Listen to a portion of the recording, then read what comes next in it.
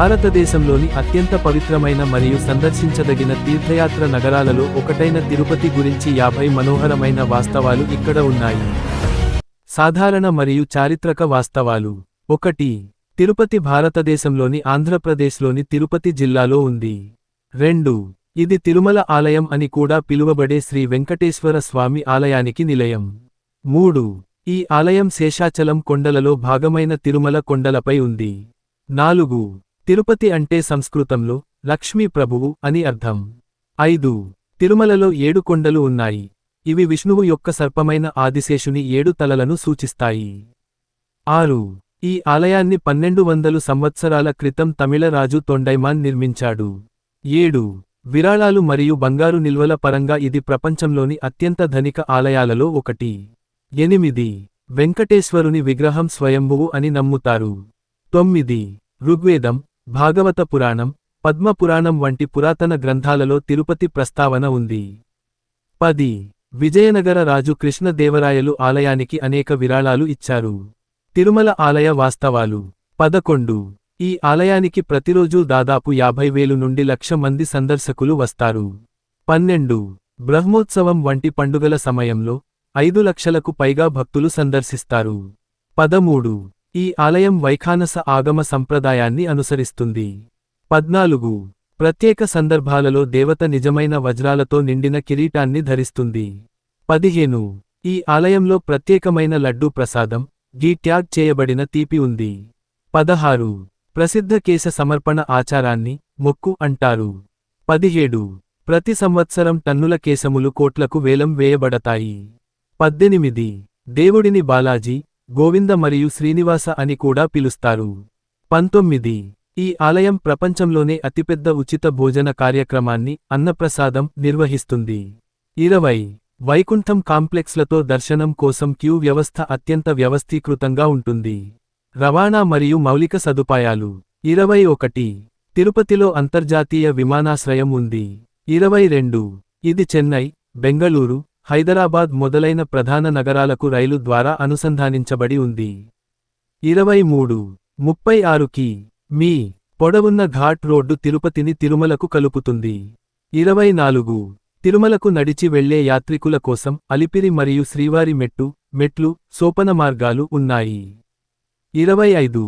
Tirumala Tirupati దేవస్థానాలు TTD ఆలయాన్ని మరియు అనేక సంస్థలను నిర్వహిస్తాయి. సంస్కృతి మరియు సంప్రదాయాలు. 26. బ్రహ్మోత్సవం 9 రోజుల పాటు జరుపుకునే అతిపెద్ద వార్షిక పండుగ. 27. ఆచారాల సమయంలో ప్రతిరోజూ ఆలయ సంగీతకారులు నాదస్వరం మరియు మేళం వాయిస్తారు. 28. తమ మొదటి జీతం లేదా ఆదాయాన్ని దేవుడికి అర్పించే సంప్రదాయం ఉంది. 29. టిటిడి శాస్త్రీయ సంగీతం, నృత్యం మరియు వేద అధ్యయనాలకు కూడా మద్దతు ఇస్తుంది. 30. ఆలయం దర్శనం కోసం కఠినమైన దుస్తుల నియమావళిని కలిగి ఉంది. ప్రకృతి మరియు భౌగోళికం. 31. తిరుమల కొండలు తూర్పు కనుమలలో భాగం. 32. తిరుమల చుట్టూ ఉన్న అడవి జీవవైవిధ్య హాట్ స్పాట్. 33. శిలాతోరణం, ఒక సహజ రాతి తోరణం, ఆలయానికి సమీపంలో ఉన్న అరుదైన భౌగోళిక నిర్మాణం. 34. స్వామి పుష్కరిణి ప్రధాన మందిరం సమీపంలో ఉన్న ఒక పవిత్ర ఆలయ చెరువు. 35. ఈ ప్రాంతం అక్టోబర్, నవంబర్ నెలల్లోనే ఋతుపవనాల కారణంగా గణనీయమైన వర్షపాతం పొందుతుంది. టిటిడి మరియు ప్రజా సేవలు. 36. తిరుపతి మరియు చుట్టుపక్కల 10కి పైగా దేవాలయాలను టిటిడి నిర్వహిస్తుంది. 37. టిటిడి ఆసుపత్రులు, కళాశాలలు, పాఠశాలలు మరియు విశ్వవిద్యాలయాలను నిర్వహిస్తుంది. 38. శ్రీ వెంకటేశ్వర విశ్వవిద్యాలయం 1954లో స్థాపించబడింది. 39. యాత్రికులకు ఉచిత బస్సు సేవలు మరియు వసతిని టిటిడి నిర్వహిస్తుంది. 40. టిటిడి నడిపే ఎస్విబిసి శ్రీ వెంకటేశ్వర భక్తి ఛానల్ మతపరమైన కార్యక్రమాలను ప్రసారం చేస్తుంది. ఆసక్తికరమైన విషయాలు. 41. తిరుపతిని ఆంధ్రప్రదేశ్ ఆధ్యాత్మిక రాజధాని అని పిలుస్తారు. 42. టిటిడి సంవత్సరానికి ఇండియన్ రూపీ 1000 కోట్లకు పైగా విరాళాలు సేకరిస్తుంది. 43. ప్రముఖ రాజకీయ నాయకులు, ప్రముఖులు మరియు క్రికెటర్లు క్రమం తప్పకుండా సందర్శిస్తారు. 44. తిరుమల కఠినమైన పర్యావరణ విధానాలను కలిగి ఉంది, వాటిలో ప్లాస్టిక్ జోన్ లేదు.